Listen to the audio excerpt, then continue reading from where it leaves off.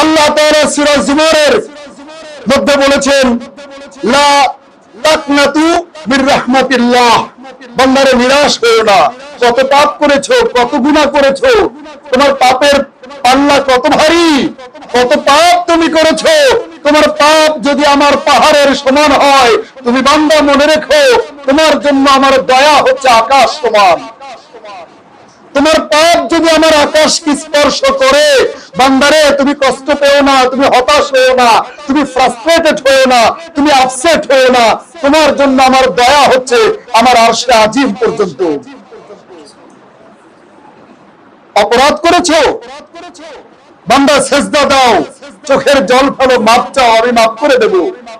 দুনিয়ার কোন থানায় যদি কোনো আসামির নাম, কোন আসামি যদি জামিন পেয়ে যায়, থানায় ব্ল্যাক লিস্টে নাম থেকে যায়, আল্লাহ বলেন, বান্দারে আমি তোর জন্য এমন আল্লাহ, এমন আল্লাহ, আমি তোর এমন রহমানুর রহিম, আমি এমন আল্লাহ, আমি যদি তোরে মাফ করে দেই, শুধু মাফ করি না, ব্ল্যাক লিস্ট থেকে তোর নাম পর্যন্ত চিরদিনের জন্য কেটে দেই।